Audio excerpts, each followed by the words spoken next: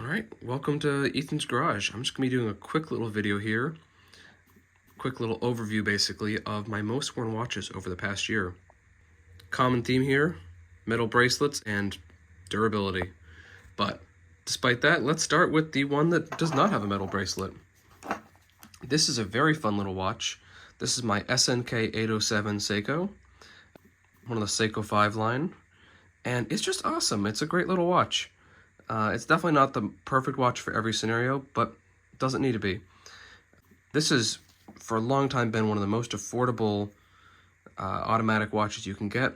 I think I bought this one for $75, roughly, although, like everything in this world, I'm sure it's gone up noticeably in price. But it's a great, simple watch. It's a great one when I recommend people for a first watch. This is a great one to show people. Exhibition case back, which is really fun little party piece. Matters more when you have the stock strap on it, which this one is not. The strap it usually has is not one of these pass-through straps, so out of each end link separately, so you can see the back a lot easier with the factory strap. Though I think this one's a lot better than the actual factory one. It just feels better and, in my opinion, looks a little better. So that's that one. And actually, before I go on, I should actually mention this watch. This is on my wrist today, the Casio A158. Very fun little watch.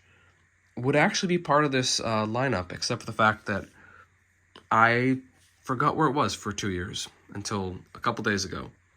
So maybe next time I do this, it'll be on the table. Let's start with this one next. This is a very interesting watch. This is Mark from islandwatch.com. He does a lot of the videos on YouTube on the watch space. He does great videos and makes great watches. He's been a watch seller for a long time and then finally stretched into producing watches, which I think is super cool. This one is the ISL 101. It has sapphire glass, 200 meter water resistance, and the nice blue dial, which looks good in the sun. And is, if you can see right there, USA movement. So assembled in the US and has a quartz movement made in, I think, Arizona. So that's a really cool little trivia piece I like mentioning to people. And this one, not my absolute favorite watch ever, but it has the quartz movement, which makes it easy to not need to wind anything. And it's durable, so ends up being one I wear a lot. And I like the story behind it too. So that's definitely a fun part of my regular lineup. Unfortunately, you might have noticed, it's not ticking, so I do gotta open the back of it up soon to change the battery. Although, actually on the back, I can't really see it too well, lists on the outside what kind of battery it is, which, nice touch. It's that thoughtfulness I really do appreciate in these things, especially from these smaller brands that pay more attention.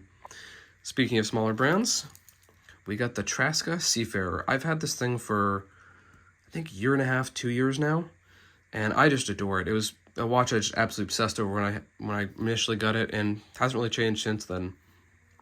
This one is kind of a funny one in my daily wear because it looks very good. It's very fancy and posh and all that.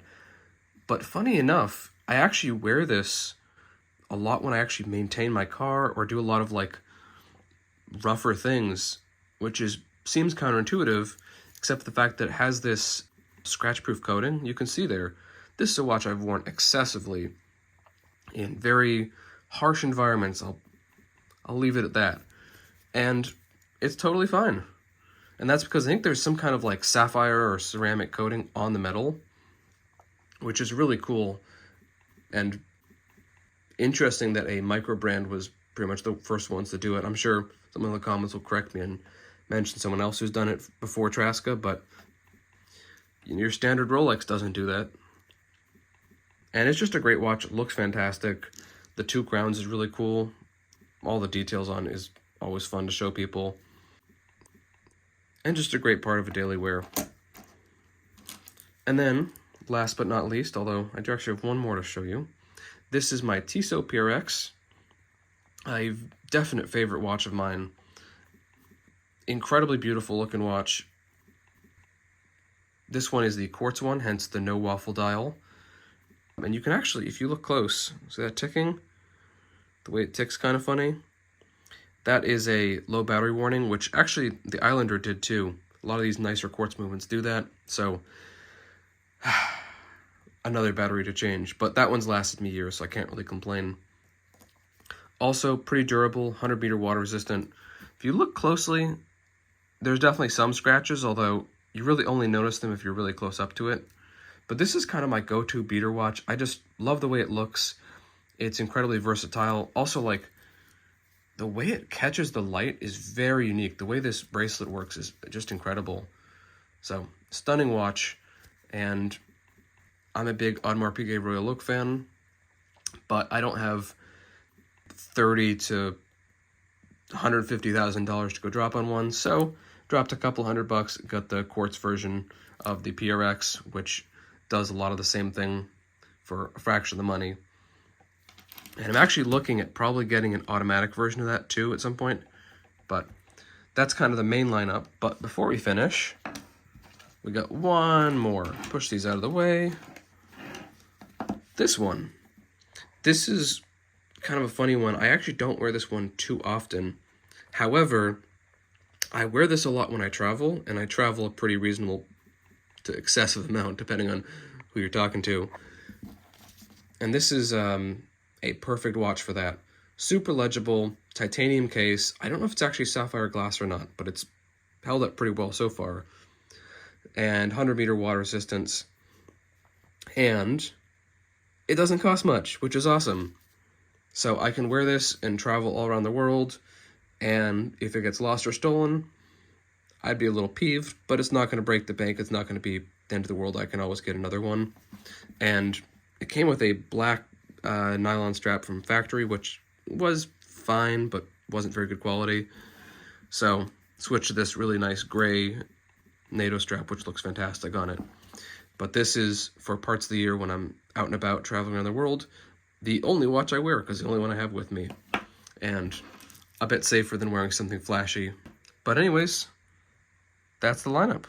Let me know what you guys think. Leave in the comments what you guys think is your favorite.